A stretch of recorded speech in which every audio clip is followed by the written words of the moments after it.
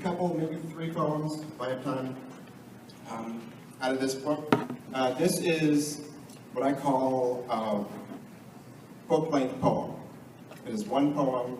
It is about 100 pages, broken up into many little poems, so it's easier to read. But it's a true story based on my parents and my parents-in-law and their lives. And so I'm just going to read sort of the poems introducing my mother-in-law, and my stepfather.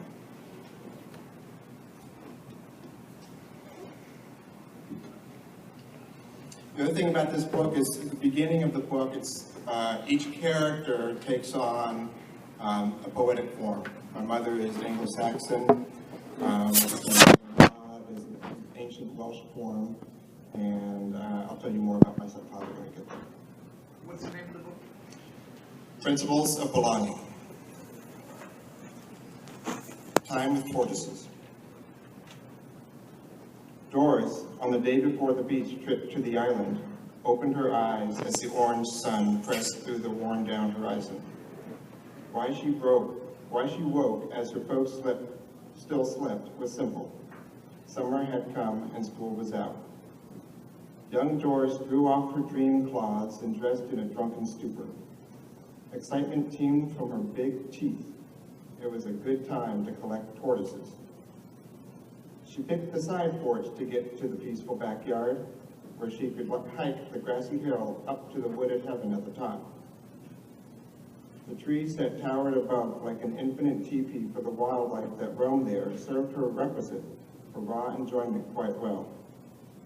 She could slide out the side porch quietly, and so she sat down onto its fake grass and flew past trinkets found for the room's theme. There were large sea homes lounging on their tables, their leaf-sized sisters displayed in baskets and glass bowls beside seabirds and dirty ashtrays. She freed the frail side door from its night watch and forced it open, then darted past the deep green house built for the dog, now dead. The goal was to gain some shell-backed reptiles and give them some grief by sticking them in a 1-stone-high round pit until she stopped the torture. She was always there for hours and only stopped when called home. She didn't know as she knelt down to the dirt that she'd be home pretty soon. She found a baby one basking in the early light and lifted it by its round back, placed it in her palm, and poked at its small puny tail, rubbed the top of its head, halfway reclined in its hard house. The tortoise tinkled on her, and so she set it in the torture pit and went to gather more. Hardly a half hour later, she couldn't help but get up when her father called. She moseyed into the house and moped. Her father merrily told her the day's plan. She and her brother Bob were both going with him to his boring office. Their tortoises would have to wait for another time. She was told to go get breakfast.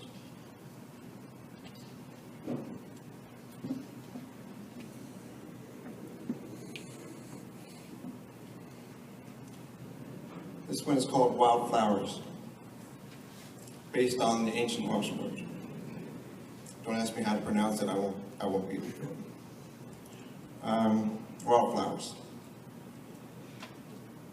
Up in the wing of New England, standing tall in the wall of the wild, the colors are bright, even past nightfall, where the flora surrounding the roar of nearby rivers and trees display their many flavors for the butterflies, silent to the buzzing bees collecting their nectar from dawn to starlight.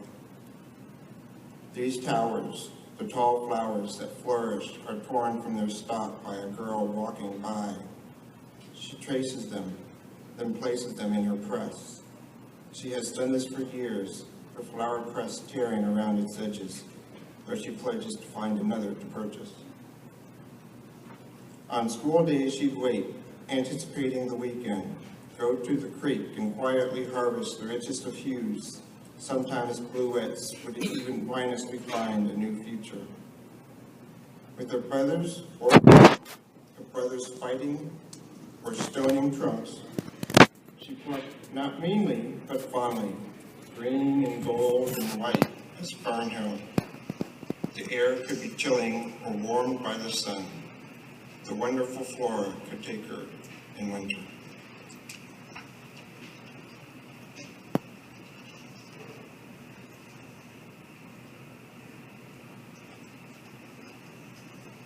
Okay, so my stepfather. Read about India, now I'm going to read about another foreign place, Oklahoma.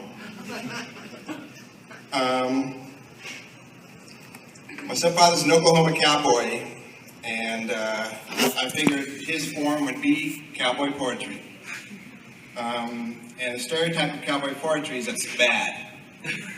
So I had to figure out how I was going to work this. So I decided I was going to try to make cowboy poetry intentionally bad without actually sounding bad. Very difficult to do, but this was what I did. I come in to the coast. Booker felt bad about it, leaving his wife and kid, said goodbye to cowboy country for East Coast life instead. He tired of Oklahoma and the life presented there. He tended to his wife, but otherwise couldn't care. The cattle was gone, the cities built, nothing left to herd. So what's the point, he thought? This culture was absurd. He never cared for business work, everything was the same. He preferred the arts and stage. It was time to build a name. But first things first, having heard of the sea, a bit of adventure to start, buy a boat and be on the ocean for a while, sail it to the Keys. He begged for one if required, get down on his knees. And now that he'd arrived in the nation city, he found a girl, but she refused to sail. Oh, what a pity. She came from Baltimore, a heart with a harbor, but when it came to boats, she really couldn't bother. Booker came to town early in the new year, and by spring he bought a boat for sale at the pier. She didn't have a name, but he called it a banana, because it was painted yellow, having been crafted in Montana. He took her out on the Potomac as often as he could, and even got the girl to tag along like he knew she would. So by the time July came around and the weather turned to hot, the two of them were on a trip to urban culture's lot. It took 2 years to get down and back. He really spread it out. But the girl, she hated life too much, and she had to scream and shout. Booker felt inside she really did enjoy it, but if she did, she didn't let on. She refused to explore it. Thank you.